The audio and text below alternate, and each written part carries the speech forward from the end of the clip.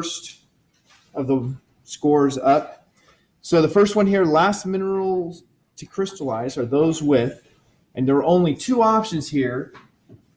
100% of you chose the wrong one, which defies all odds. Which one? The first one, number 40. Are you gonna want us last year since we all got it wrong? The lower melting point? 100%. I don't know why. I don't know why everyone missed this. You had this on one of the homework problems. Well, the homework problem was about melting temperature, and you had to determine the silicon content for the homework problem. But you had the thing that had all those arrows, and it had things like the first to melt, last to crystallize,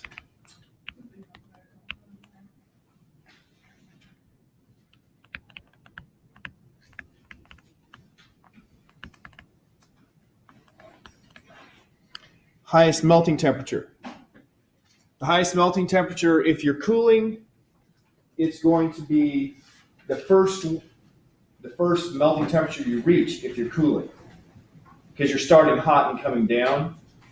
And so the first ones to crystallize will be the first ones that reach their melting temperature, hence the ones with the highest melting temperature. And the last ones to crystallize will be the ones with the lowest melting temperature. And so since this was last, then the correct answer was lower melting temperature.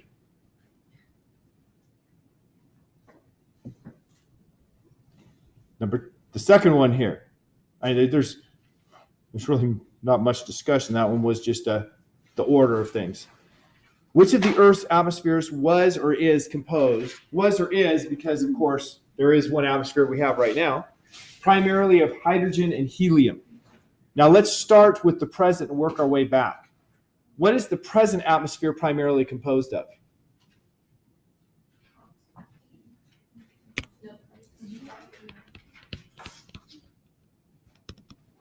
Present is primarily nitrogen, and I heard somebody say this, oxygen,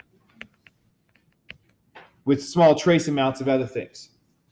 Which one is the present one? First, second, or third? In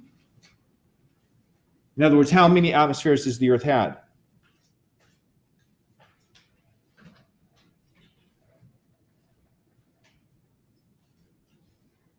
Don't remember that?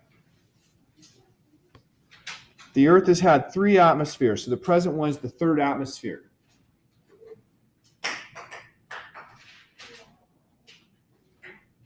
Now we'll go to the beginning, which is the answer to the question.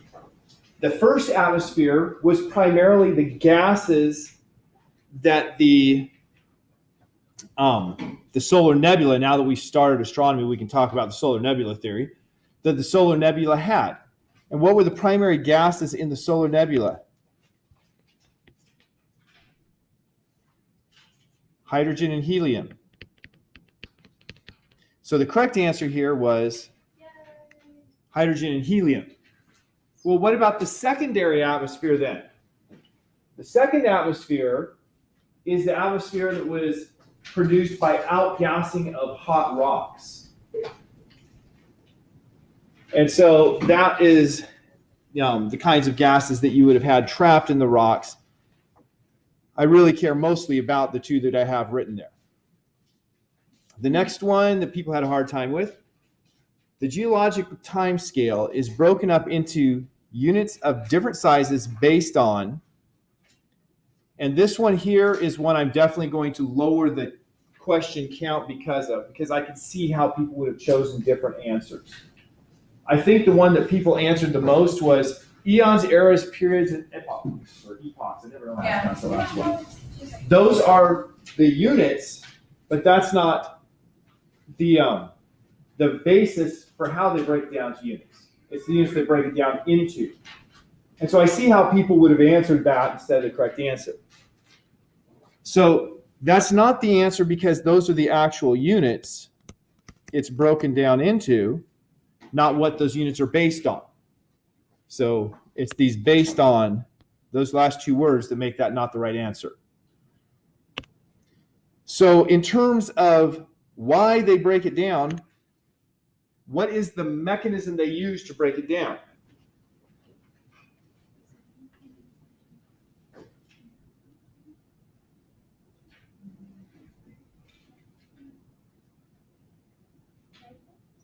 Yes, it's the major changes in the life forms. And of course, where do they see those major changes in the life forms? How do we know what life forms there were? It's looking at the changes in fossilization.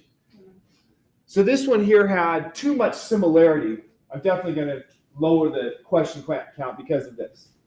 But I still left it in there because it does have a technically correct answer. And so people who got the technically correct answer, hooray. And it's a bonus point for them. The next one, the Paleozoic. What does Paleozoic mean?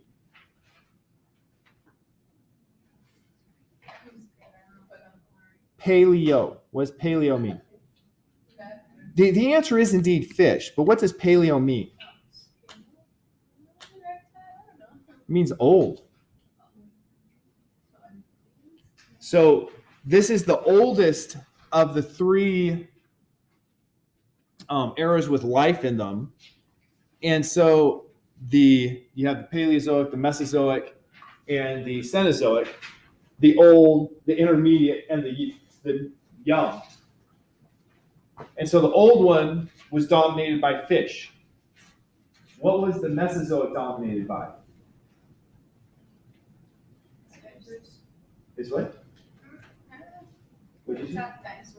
It had dinosaurs, which were which one of those? Reptiles. So the Mesozoic was reptiles. And then what is dominating the Cenozoic? Mammals, yes.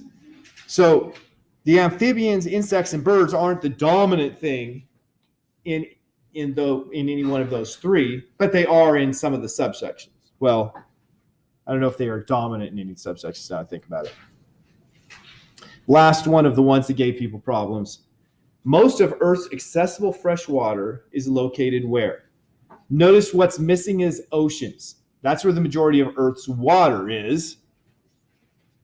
But it's not water that we can use, not accessible fresh water. It's saline. So, is there fresh water in the atmosphere? If it falls to the ground from the atmosphere, there must be some in the atmosphere. So there is some in the atmosphere. Is there fresh water in the ground? Yes. Is there fresh water in polar ice caps and glaciers? Is there fresh water in rivers, lakes, and streams? Okay, so all of those have fresh water in them. Now we have accessible. Are the polar ice caps and glaciers accessible? I'd go with no. Not really accessible. That stuff's locked up. Rivers, lakes, and streams, are those accessible? Yes. Atmosphere, is that accessible? Yeah, I'd go with kind of, so let's mark that off because it's not really, right? It's not like you can dip in and pull it out. It's going to take a lot of work. So now we just have, and groundwater, is that accessible? It is. So now we're just comparing the rivers, lakes, and streams with groundwater. What's on the surface versus what's underneath. Which one has the most water of those two? By a 97 or 99 or something like that % advantage, groundwater. Even though the Great Lakes have a lot of water in them, I look at Danny now because I know she's from Michigan. The groundwater, the water that's under, like the Ogallala Aquifer, I believe has a lot more water than the Great Lakes do. So groundwater is where we have most of the accessible water. Yes? Is it the fresh water, not the accessible, but the majority of Earth's fresh water? Is that what's frozen?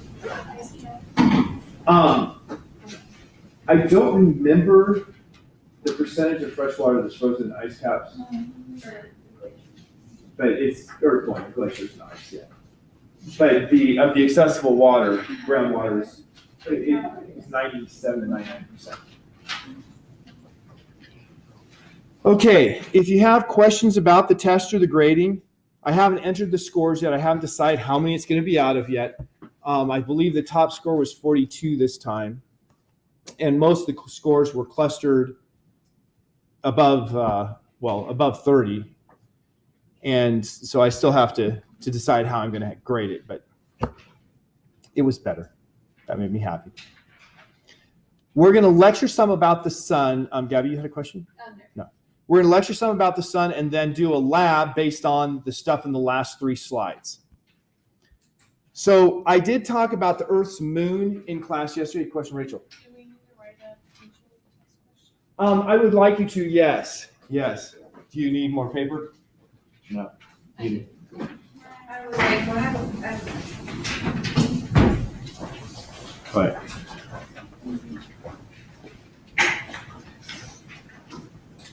I just need this.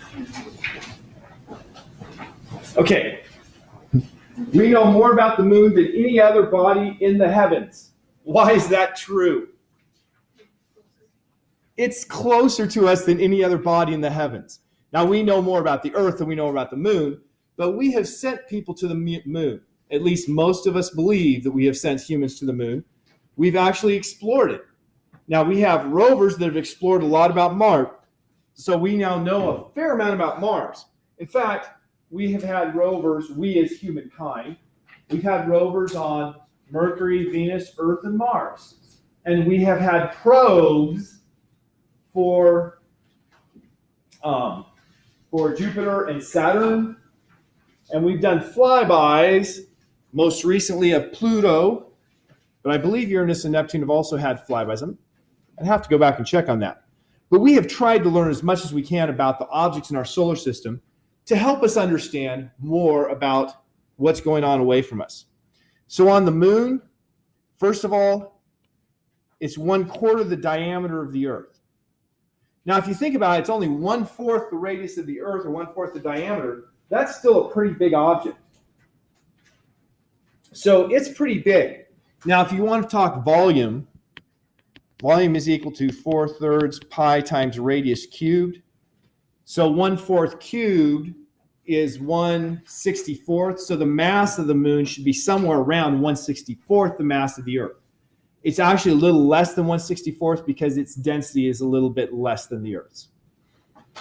But it's still a big object. It has 0 atmosphere. No atmosphere means no weather and no erosion, nothing to transport anything that gets weathered. Now, I said no weather, and then I said anything that gets weathered. How could things get weathered if you have no weather? What is weathering? Breaking the surface. And so you can weather something by walking off the trail. That will cause weathering. And then when it rains, it'll erode away. Well, on the moon, none of that's going to happen, but it has no atmosphere. You know when we have meteor showers? Do you know what's going on in a meteor shower? What do you think is going on? Okay, meteors are coming through our atmosphere. What's a meteor? Most of them are about the size of a grain of sand. It's debris left behind by comets. And as the Earth orbits the sun, we go through a cloud of debris, a debris field. And when we go through that cloud, we're going really fast compared to that cloud. And so those little grains come into our atmosphere, and they have collisions, they get hot, they get ionized, so that means they have an electric charge. And as they travel fast through the atmosphere, even atoms they don't touch will have an interaction because of the charge, and they will have their electrons go to a higher energy level and come back down. When the electrons come back down to a lower energy level, they give off light. And so the light you're seeing with the meteor is primarily the atmosphere where that little grain is passed through that's been excited and then de-excited. It's not even, we tend to think it's burning up. Well, in some regards, it is burning up. but that's not what's giving us the light. But it does burn up, so almost all of the meteors just get disintegrated in the atmosphere. Well, if you're on the moon, how much atmosphere do you have? None. Hence, how much of your meteors, right, when the Earth goes through that cloud of debris, so does the moon. How much of the debris gets burned up in the atmosphere of the moon? None. So all of it hits the surface, which means you have lots of little micro impacts. Micro impacts because they're things like the size of a grain of sand. But they're going to break up the surface. And so the moon in some places has powder, they say like 3 feet deep. Obviously, I don't know this. I haven't been there. But that's what I've read. So you see like the pictures of the astronauts' footprints. And it looks like, very well preserved footprint. Well, it's well preserved because there's no air to disturb it. And it was powder, so step in the powder and makes a nice footprint.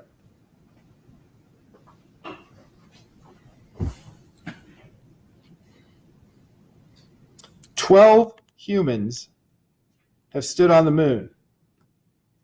Buzz Aldrin, you might have seen in the news this week, Buzz Aldrin. Let's see, did he die or is he the one that did? I think he's the one that did the lie detector test about seeing something that they thought might be an alien spacecraft, a UFO, when they were traveling to the moon. You guys read about that? It's actually really interesting. In there, all of the astronauts that were in the spacecraft saw the same thing. And they were kind of shaken, but they didn't want to tell Houston that they thought they saw a UFO because they were worried that Houston would make them come back and not go to the moon.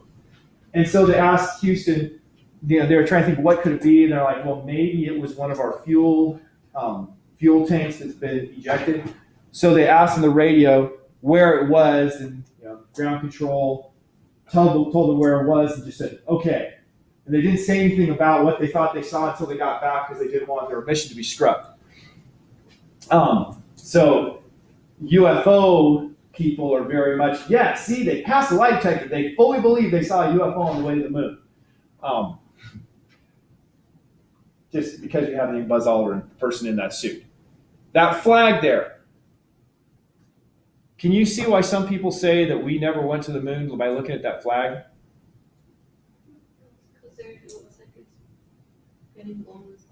Yeah, it looks like it's flapping in the breeze, right? Okay. Is there no air, we said? Right, there's no air. So it couldn't be flapping in a breeze if there's no air. So the conspiracy theorists say, see, they didn't think it through when they shot this in a Hollywood film stage. Well, let me point out some other things before I answer that, just so you can think about it. Here you can see the footprints let's change to a color that will stand out. That doesn't stand out much better. There you can see the footprints I was talking about.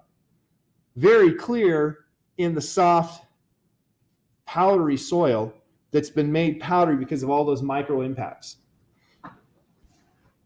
Now he's standing here on the surface. Where's the sun?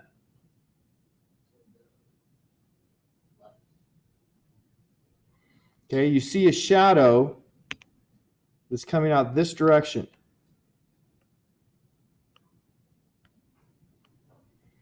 Okay, so we can determine that the sun has to be over here. Sun. Now we look at that flag. As you look at the flag closer, what do you see that is not consistent with it flapping in the breeze?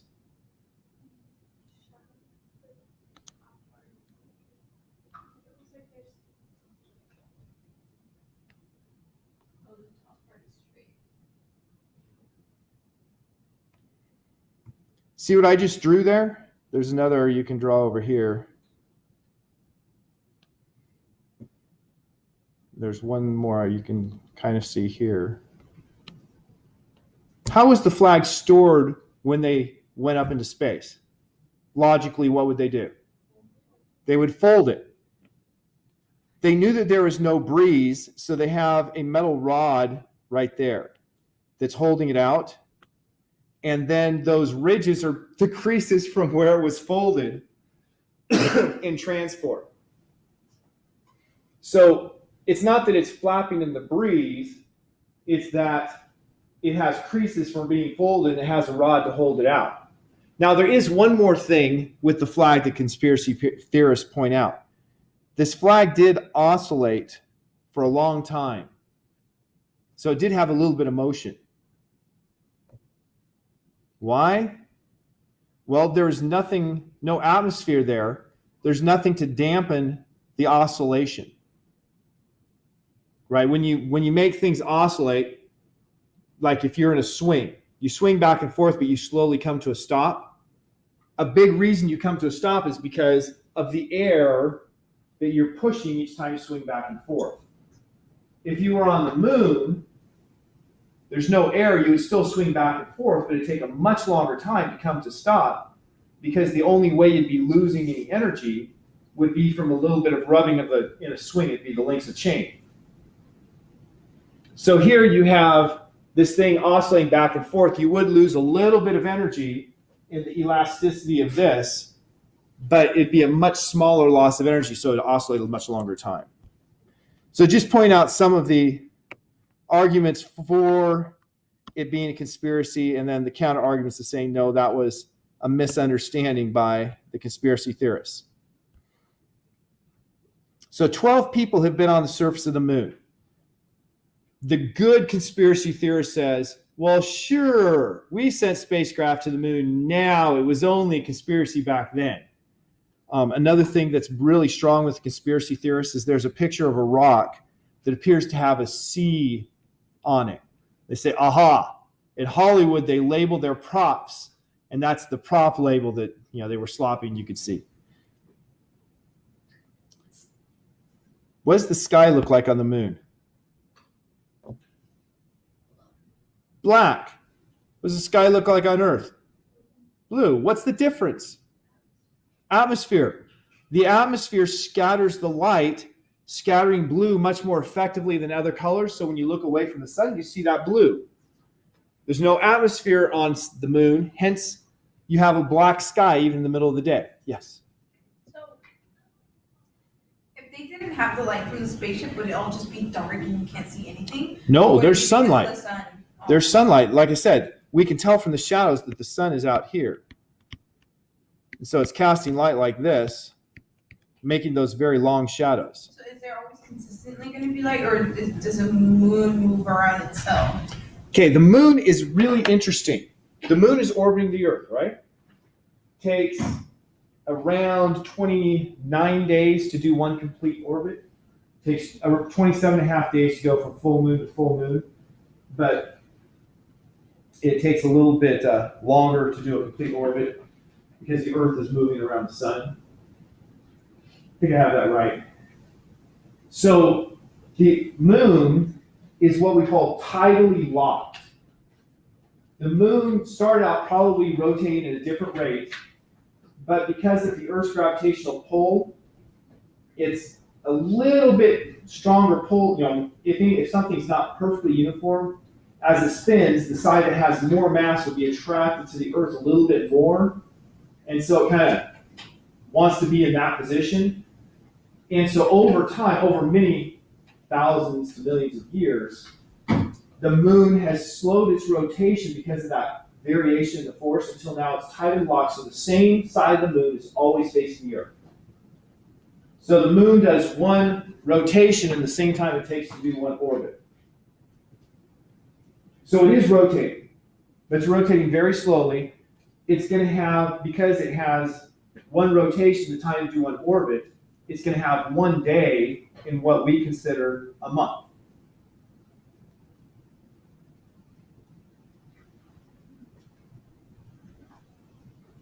That answer your question? Yeah.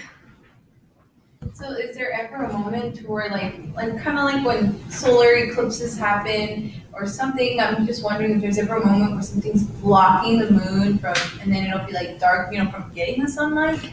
That's a good question. We'll get to that in today's lecture. Okay. Here's the actual pictures to go for the theory of how the moon formed. So I talked about this before. The theory is a Mercury-sized planetesimal crashed into the Earth. So here's this big object crashing into the Earth. And hours later, our planet is nearly completely melted with a whole bunch of debris. So here's the debris field out. Oh boy, highlighter just doesn't cut it on a slide like this. Here's the debris field out here of stuff that used to be either part of that planetesimal or part of the Earth. And then over time, the material in that debris field formed a ring with a center of stuff combining. And over time, the moon cleared it all out and it all became part of the moon. So now we just have the moon. That's the scientific theory. I put Brandon on here for last year. He's not in the class this year. He'd asked about the phases of the moon. We know that the moon, sometimes it's a full moon, sometimes it's a new moon. What causes these is a really important question.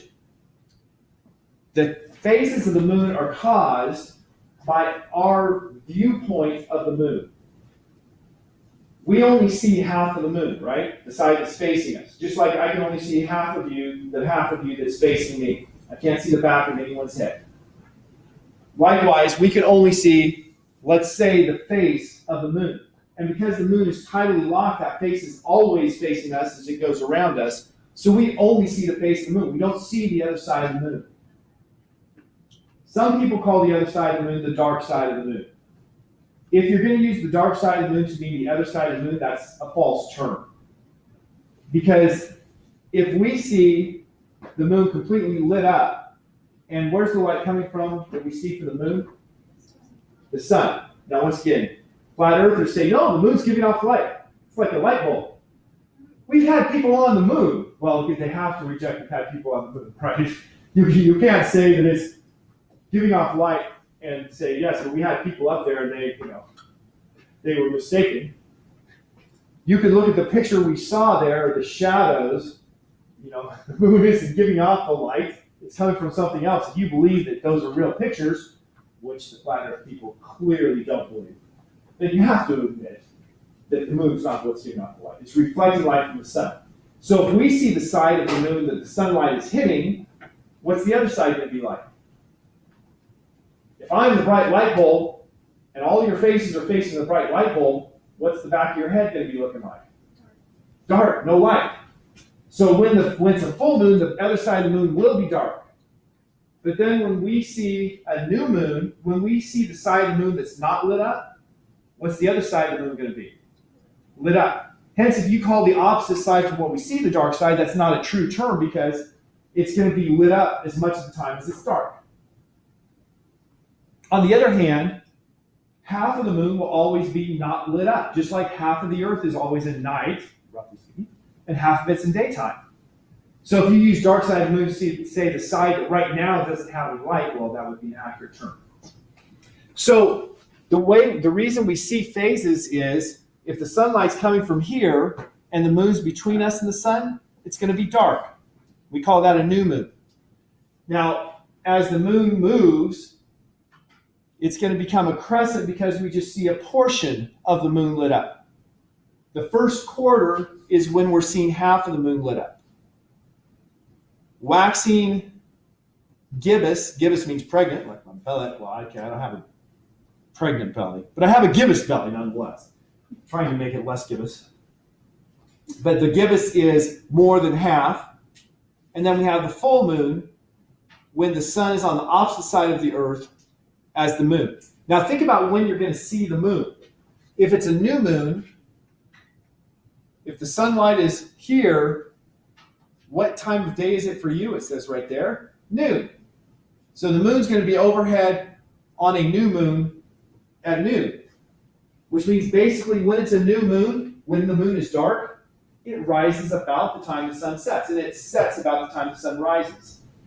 So the new moon, you really have a hard time seeing the new moon because A, it's not reflecting the light, and B, it's up in the daytime.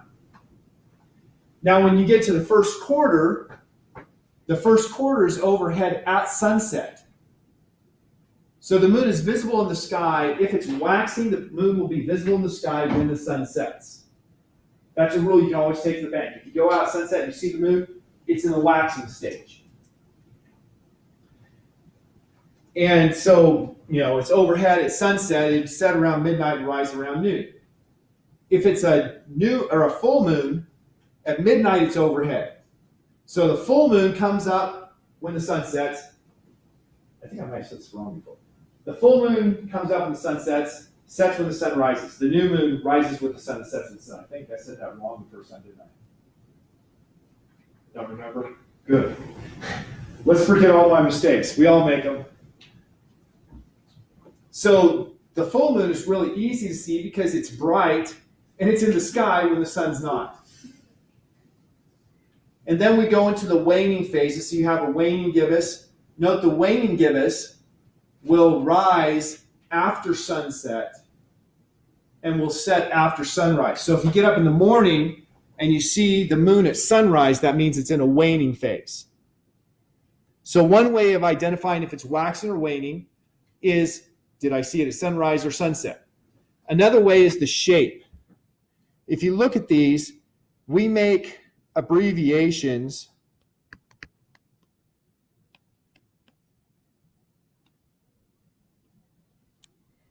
dog,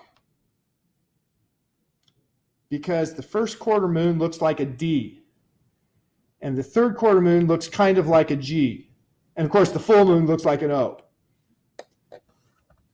So the way to do that is stand so you're facing the moon. We're in the northern hemisphere. This only works, by the way, in the northern hemisphere. It only works if you're not in the tropics and in the northern hemisphere. If you are above the tropics, above 23.5 degrees north, and you turn so the moon is between straight overhead and the horizon, then you just look, if the right side is curved like a D, like a capital D, then it's waxing phase. If the left side is curved like a capital G, then it's a waning phase. Now I'm using my left, of course that is on your right. If the left side is curved like a G, that's waning. The right side is curved like a D, that's waxing. Okay. So that's another way you can tell the phases. If you're in the southern hemisphere, south of the tropics, then you have to change it. So this is, I'll put north of the tropics. And it's God if you're south of the tropics.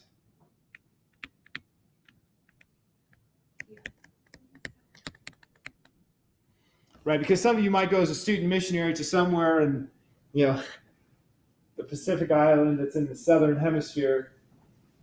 It's good to know that. We learn things in a very northern hemisphere centric way. To the point that I went to visit my dad in the Philippines. And my dad was living down in, it's at Mountain View College, which is in one of the southern islands of the Philippines, about 10 degrees north of the equator. And we were aiming a satellite dish. And we're out there and we're saying, okay, so what direction is north? My dad looks at the sun. My dad's the one who taught me to look at the sun to determine north and south. My dad says, okay, north is that way. It's like, I don't think so, Dad. I think north is that way. And so we get to a little discussion, and he had forgotten that being in the tropics, sometimes the sun is north of you, and sometimes it's south of you. And we were there in the middle of the summer. I was there in the middle of summer. He lived there year round.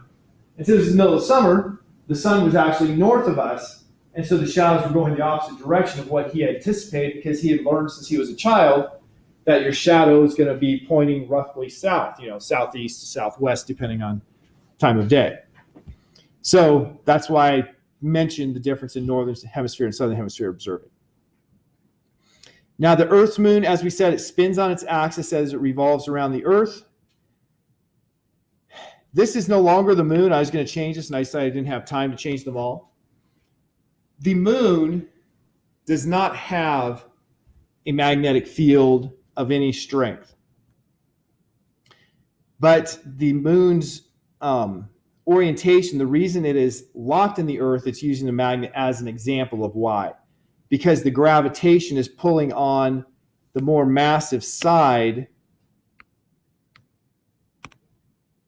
or more dense side of the moon.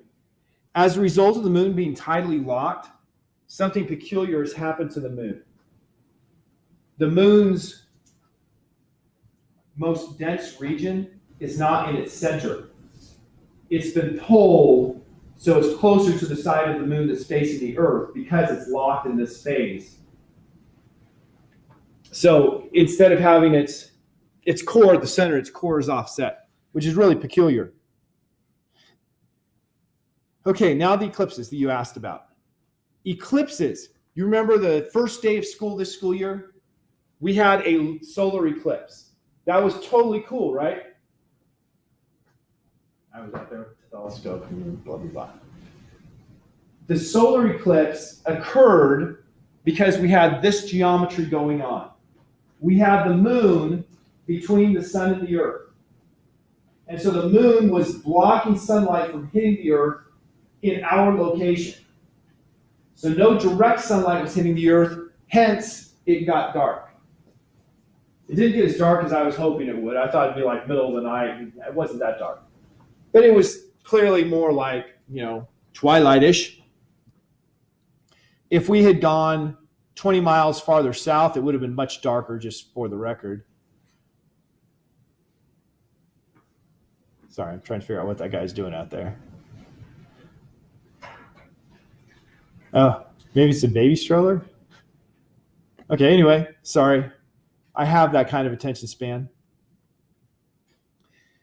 So the solar eclipse occurs when the moon passes between the earth and the sun. Now the moon orbits the earth. And we get what is that? Full moon, new moon, first quarter? What's the phase of the moon in this picture? That is what was the opposite of the new moon? Full moon. Okay. But that's new, because if you're standing on Earth, you see the side of the moon that's not lit up. So the dark, when it's dark, it's new moon? New moon, yes. So this is a new moon. It's always a new moon when you have a solar eclipse.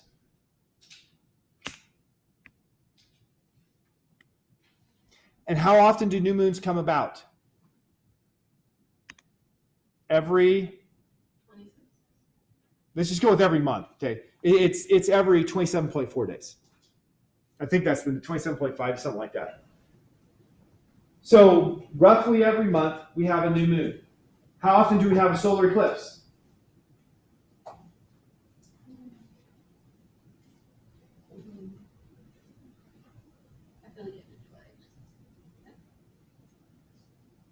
Somewhere on Earth, we'll have a solar eclipse about every 6 months. But it's not all the time. So why isn't it all the time? Well, it's not all the time, not every new moon, because the moon sometimes is orbiting a little higher than the plane of the Earth's orbit around the sun. And sometimes it's a little lower. And it has to be crossing over the plane of the Earth's orbit for you to have the geometry for the eclipse. So when the moon is crossing over the plane of the Earth's orbit, and I have a picture for that somewhere here. Okay, where's the picture for it? Okay, apparently I don't have a picture for it. Well, when the moon is passing over the plane of the Earth's orbit around the sun, that's when you can have an eclipse. Now, this is the geometry for a solar eclipse. Solar eclipses come in two types that are complete. You have a total eclipse, like we had here. But I said two types that are complete. Total, you're like, but doesn't total mean complete?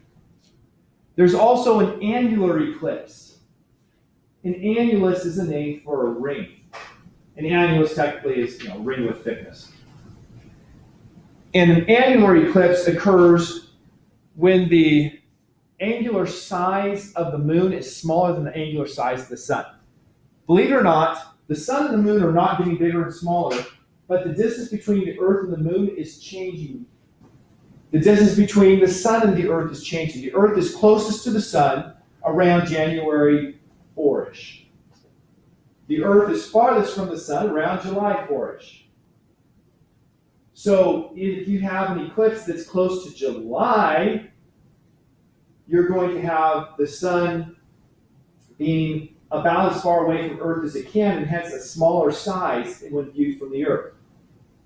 If your eclipse is more like January, then it's going to be a bigger size sun. The moon also is getting closer and farther. And so sometimes the moon's angle will be bigger than the sun's and you have a total eclipse. Sometimes the moon's angle is smaller than the sun and you have an annular eclipse. You have light going around the sun that reaches you. And then there's partial eclipses where it's, well, partially blocked. This geometry is not the same as the previous picture. What's different about this picture? Yeah, Earth is in front of the moon. The moon easily fits inside of the Earth's shadow. So every time you have that proper alignment where the moon is crossing the Earth's orbital plane, you're always going to have a lunar eclipse that is complete. I say, yeah. And where do you have to be on Earth to see the lunar eclipse?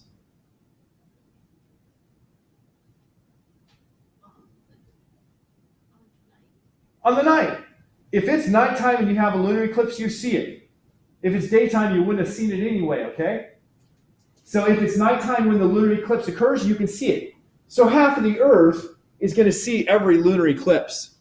Solar eclipse, where do you have to be to see the solar eclipse? You have to be in that tiny little spot that's only like maybe 60 miles wide. Now, that last one traveled the entire length of the United States pretty much, so it was a long distance, but only about 60 miles wide. So you have to be just the right place to see a solar eclipse. Whereas the lunar eclipse everyone sees, nothing special about a lunar eclipse because you can see them all the time. About every 6 months you can see a lunar eclipse. So I never go out to view those. I just like, seeing lots of them. I'll see lots more. Here's what the moon looks like in eclipse. What kind of eclipse is this?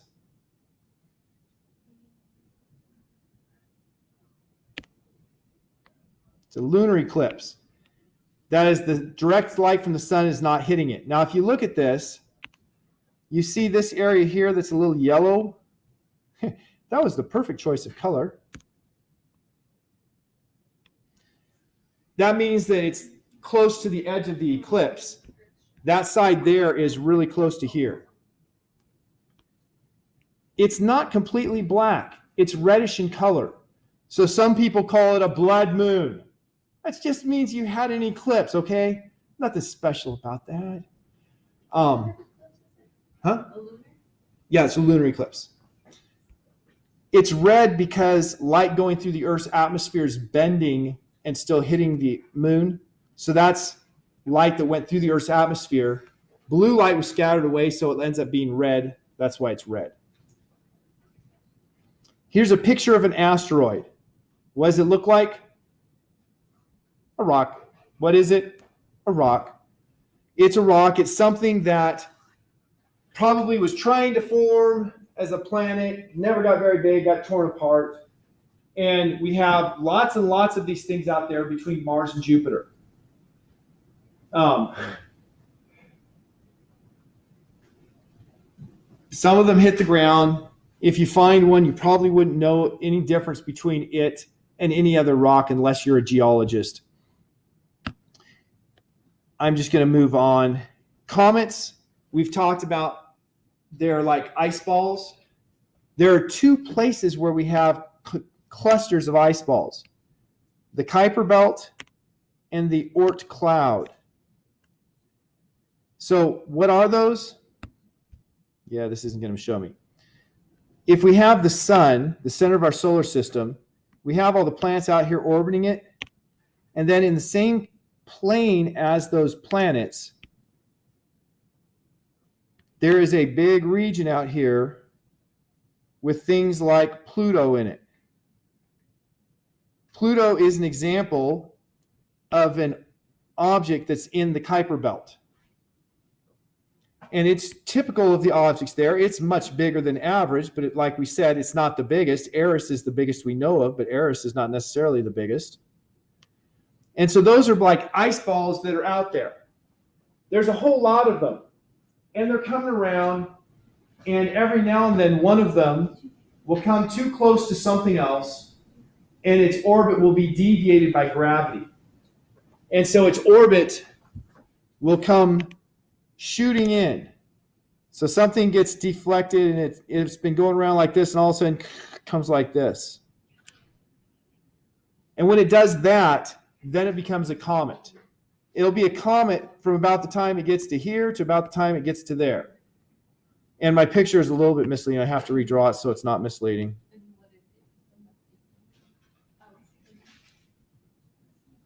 So the comet is doing now a new orbit that is very elliptical. It's not close to circular. When it comes in close to the sun causes it to melt or sublime, and it gives off a lot of gas. That gas is blown directly away from the sun, so the comet will have a tail that's extending out away from the sun. So the comet's tail doesn't tell you where it's been. It tells you what direction the sun is from the comet. And then it gets far enough away that the sun's no longer melting it, and it just goes on its way. And then it'll come back again and again and again. So we have things like Halley's Comet, like Valley, but with an H. There was a band named, was it Bill Haley and the Comets or something like that? And that's, I think, why people call it Halley's Comet now instead of Halley's Comet. But Halley's Comet comes around every 77 years. Came around when I was in college, like a freshman in college. And all my friends went out to Lake Matthews to see the comet. You know what I did? I said, that's late at night. I'm going to stay my butt in bed. Probably a poor choice, because in 77 years after that, I'm going to be like 97. I may not be able to see then. I may be dead. Probably should have gone out to see it so I could say, yeah, I saw Halley's Comet when it came by, sure. So I could say, yeah, my friends did. I was sleepy. I've seen other comets, though. The Oort cloud is a second place that comets come from. The Oort cloud is a much bigger region outside of the Kuiper belt. And while the Kuiper belt is in the same plane that the planets orbit around the sun, the Oort cloud is spherically symmetric. It's a big shell. And so comets that come from the Oort cloud, because it's the same type of object, will come in at the sun from all kinds of crazy angles. Whereas if they come in from the Kuiper belt, they're going to be in the same plane as the Earth's orbit. So there's a distinction. Another distinction is the Oort cloud, because it's so much farther away, it comes by much less frequency. It might come by once every 300 years. Whereas things that came from the Kuiper belt might come by every 10 years. So they're a lot more frequent coming when they're coming from the Kuiper belt. So here's a picture that you can see my drawing was just about perfect, right? But it shows you how the tail is going off away from the sun. Now the tail is broken into two parts. There is the ion part that's directly away that I drew. There's also the dusty part that will trail a little behind. And that dusty part is what makes the comets. Or not the comets, the meteors. A meteoroid is an object that's going to come into the Earth's atmosphere and make a meteor. A meteor is light. So the light you see here is meteors. And the rock that hits the Earth, what do we call the rock that hits the Earth? Meteorite. Meteorite is the rock that hits the Earth.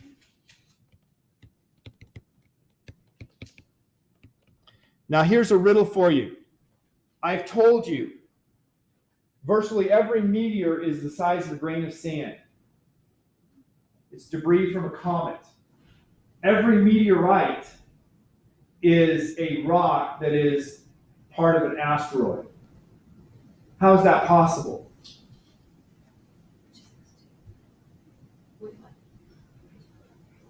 Virtually every meteor is debris from a comet that's the size of a grain of sand, roughly speaking, in that ballpark. But every meteorite is a rock that came from an asteroid.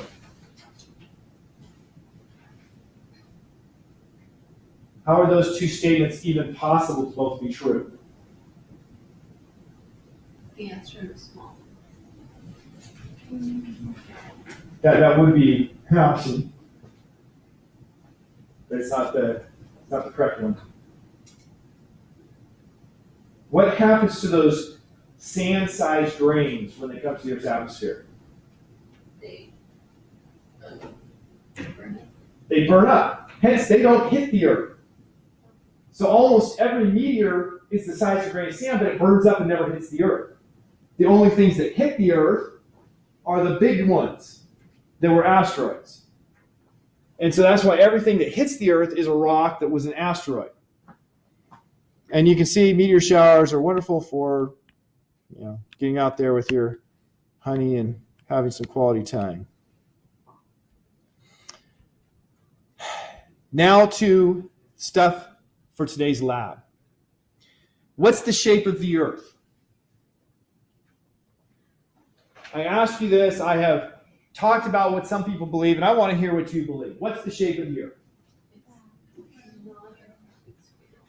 It's not a perfect sphere, is correct. But it's round is also correct. Why do we believe it's round? If I say we believe it's round, in science we can never prove something, right? We can only disprove things. Why do we believe it's round? Give me some evidence. People are in space and photography of it, and just. Okay, we have photography. Now, if you're a flat earther, I've told you, they give you two answers to discount any photographs. Number one is NASA usually has composite images. That means they take a picture, take another picture, take another picture, take another picture, and then just like your iPhone will do a panorama so you can go like this, and it takes all those pictures and stitches them together so it looks like one picture. That's a composite image. Well, the flat earthers say that composite image means that it's CGI, that somebody just made this image on the computers, computer graphics, and it's not representing reality. It's somebody's, artist's conception. And so they dismiss those. Or, that you can zoom in, zoom out, you can make things curve based on your focus. And so they say it's just the way the camera was focused that makes it so it's not looking flat. But in reality, it's really flat. So they will dismiss that. They're not correct, but they will dismiss that. What's another reason to believe the Earth is round?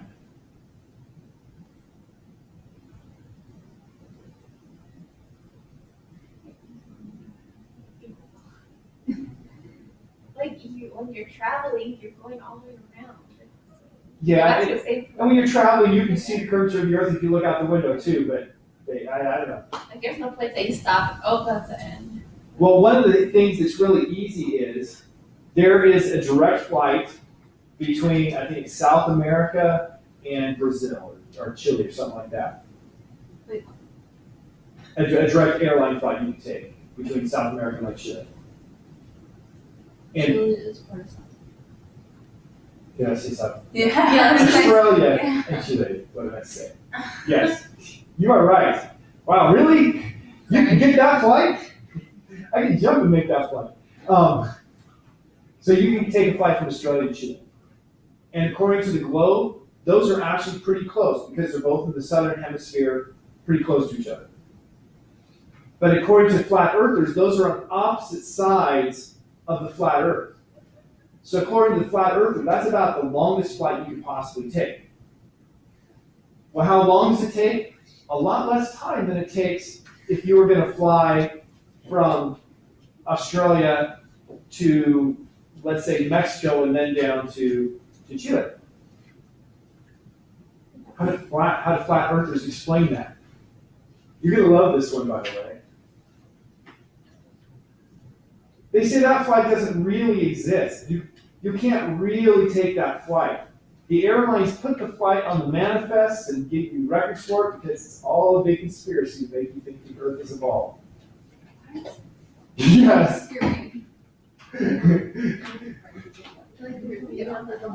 And the craziest thing is with the flat earthers, if you say, I will pay you to take the flight, maybe someone would take you up on it, but they immediately disavow anyone who changes their mind. They say, I have to be the one. It can't be my friend who used to agree with me, doesn't anymore. You paid him, and you probably paid him more money just so he would lie to me. They won't believe it unless they themselves are the one who sees it. Which, in some regards, that's good. I mean, you have to be skeptical, but at some point, it's got to be some faith. Sticking with the flat Earth idea, there should be an edge if the Earth is flat, right? Well, where's that edge? My friend says it's covered by government officials, but you can't ever really get past it. They believe that Antarctica, instead of being an ice-covered continent, is the edge of the Earth. And they won't let you go there. Now, you can't go to Antarctica, but they won't let you go there because it's all a big conspiracy. They don't want you to be able to see the edge of the Earth. So, just making sure we have some of those ideas. What do scientists believe?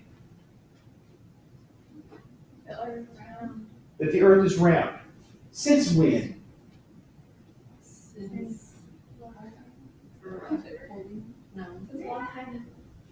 Okay, it's not since 1492 when Columbus sailed the ocean blue.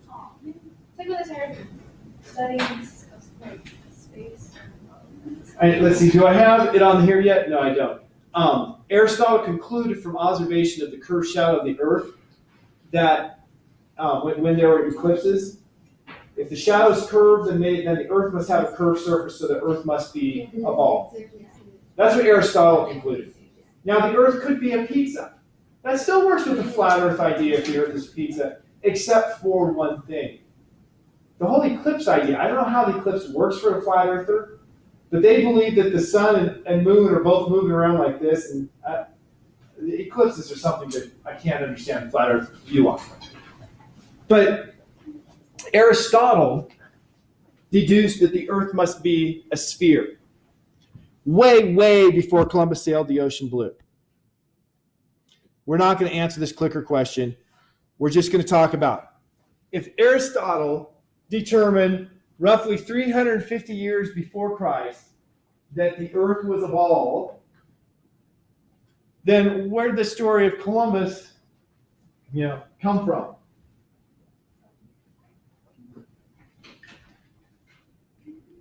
Who thought the Earth was flat?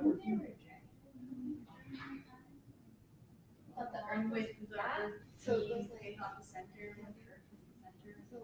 Now, what you're talking about is something different. Scientists believed that the Earth was not flat, that it was round, and that you had the heavens up here was perfect. Aristotle said that you must have crystal spheres out there because crystal is the perfect material and spherical is the perfect shape, according to Aristotle. And to him, if it was a beautiful theory, it had to be true. And so he said that all of the stars are on one big sphere that is rotating around the Earth, and then the planets are on smaller spheres that are rotating around the Earth. And the Catholic Church took that and ran with it. They said, yep, that's right. The heavens out there are perfect. And then we have Earth that has been flawed by sin, and under Earth is hell. And so hell would have to be in the center of the sphere. That's why the Catholic Church had issues with changing things from the Earth being the center of the universe to the sun being the center of the universe to now no place being the center of the universe. Because where's hell going to be if the Earth is the center of the universe and it's not under Earth? So that's why the Catholics had a problem with that. So this question here, Columbus, being an educated man, he knew that the Earth wasn't flat. Queen Isabella, being an educated woman, she knew that the earth wasn't flat. Marco Polo, having traveled to China and whatnot, he knew the earth wasn't flat. Sea captains, they traveled all over the earth, they knew it wasn't flat. Basically, no one thought the earth was flat. So where's the idea come from? Washington Irving wrote a story that said that Columbus believed the earth was a sphere, and so he told Queen Isabella, I can sail to India going this direction instead of that direction. Well, the truth is Columbus thought the earth was smaller than it really is. And so if the earth was smaller, it would be a shorter distance going the other direction. But he was wrong. He was wrong, yeah. I mean, obviously, when he landed in India, that India was actually what, Haiti? Right? He called the natives Indians because, well, we're in India. Doesn't matter that you don't know anything about India. You're Indians because, yeah. So, how do we know the size of things? Aristarchus used the relative sizes of the moon and the Earth's shadow during an eclipse to estimate the size of the moon. And check this out. He estimated the moon was about 1/3 as large. Okay, that's not a highlighter. Was about 1/3 as large as the Earth. It turns out, and we saw the number earlier, that he wasn't that far off. It's about 27% instead of 33%, but that's a pretty good estimate. And notice that's how long? About 3 centuries before Christ was born. BC means before Christ. No other words, it's just before Christ. He also estimated the distance to the moon by timing the eclipse, and he determined that the distance to the moon is about 70 times the radius of the Earth. Once again, not bad. The true value is about 60 times the radius of the Earth. Doing pretty well. Well, he went on to look at the sun, and he estimated that the sun was about 20 times the distance between the Earth and the moon away. That's not close. The true value, hardware store, is 100 times larger. So, well, he calculated the sun to be 7 times bigger, and it's actually about 100 times bigger than the Earth. I'm going to skip over this parallax thing and get to Eratosthenes, which will lead us to today's lab. Eratosthenes, look at his lifetime. He died about 200 years before Christ was born. Eratosthenes noticed that in Syene, during the equinox, he could see sunlight at the bottom of a well. That means the sun had to be directly over the well. But he noticed at the same time, if you had been in Alexandria, which he could measure the distance to Alexandria, you walk it 1 step, 2 step, 3 step, 4 step, you can measure the distance. And it wasn't directly overhead in Alexandria at the same time. And so he did careful measurements to measure the angle of the sun in Alexandria compared to the angle of the sun in Syene. And he determined the diameter of the Earth almost exactly correctly. So over 200 years before Christ was born, the diameter of the Earth was accurately known. That's just a little impressive to me. Right? When Jesus walked this earth, the knowledgeable people on earth knew the size of the earth. They knew that it was a ball. They knew how big that ball was. They knew more than a lot of these morons you see on Facebook who think that the earth is flat. Now, we're not going to measure the size of the earth today. We're going to measure the size of the sun. So we're going to measure the size of the sun just using simple geometry. Similar triangles. We are going to take a little pinhole. So we're going to take a piece of paper. I'm going to use some cardboard. I'm going to go cut the cardboard in half so we have twice as many pieces. Actually, I only have to cut 2 in half because we only have 4 groups. And then you're going to look at the size, of the shadow or excuse me, not shadow, but the size of the light that comes from the pinhole camera. You have light coming from both sides of the sun that has to go through that little pinhole, and geometry tells us that this distance here, the diameter of the image, divided by this here, which I'm just going to call A, so D image over A must equal the diameter of the object, okay, that's supposed to be D object, over, I'm going to call this distance B.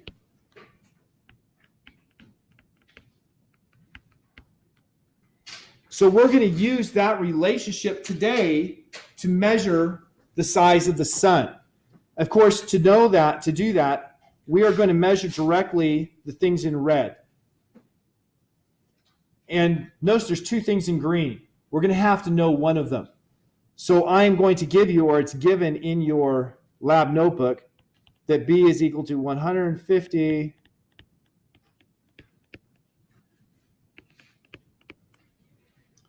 10 times 3, 6, 9, 10, 11. That many meters.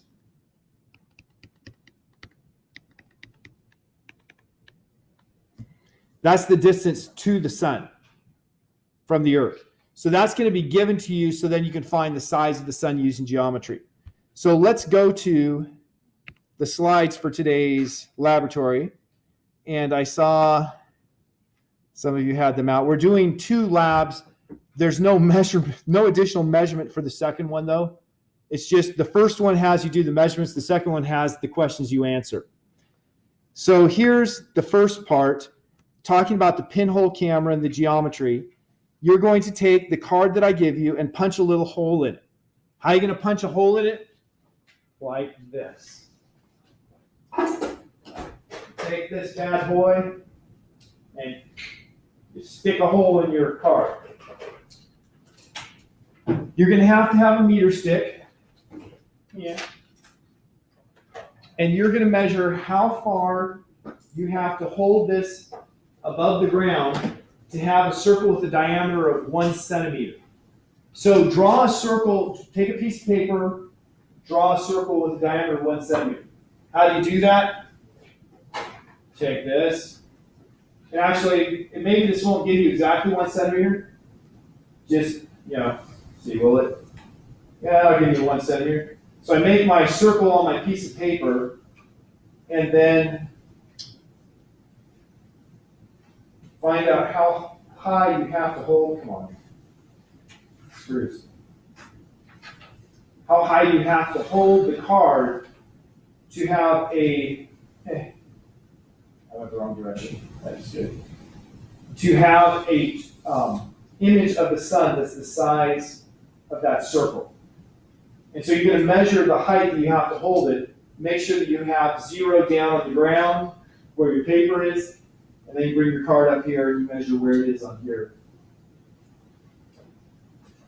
Then we want you to do one that's 10 millimeters in diameter. How big is 10 millimeters in diameter? This is 10 millimeters in diameter. So you want to make a circle that's that big in diameter as well, so that you can hold it up and find how far it has to be to make the image that big. And so you're recording those 2 distances. For the bigger one, we're going to have a 2 meter stick, which is on the lower level there beside you, Danny. You see it? So we're going to use that. So we're going to go outside and we're going to do this. After you've made those measurements,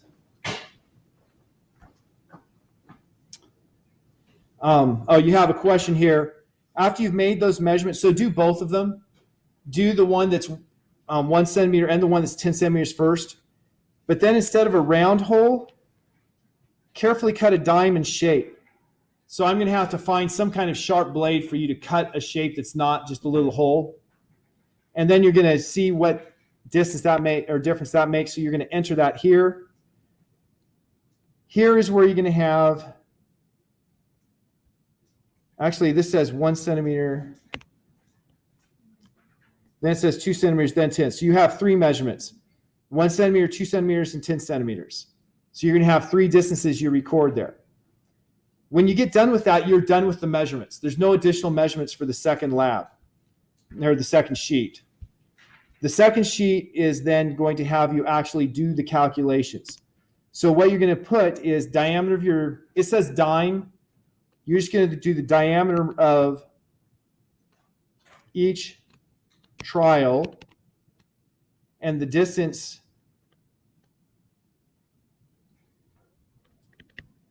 from image to pinhole for the corresponding trial. And so you're going to calculate the distance to the sun from each of your 3 measurements. And so on the bottom here, in each case, will be the distance from the sun to the pinhole, which you'll notice it says right here in kilometers. That's 1.5 times 10 to the 11th meters is going to be on the bottom there. So you're doing that calculation for each of the 3.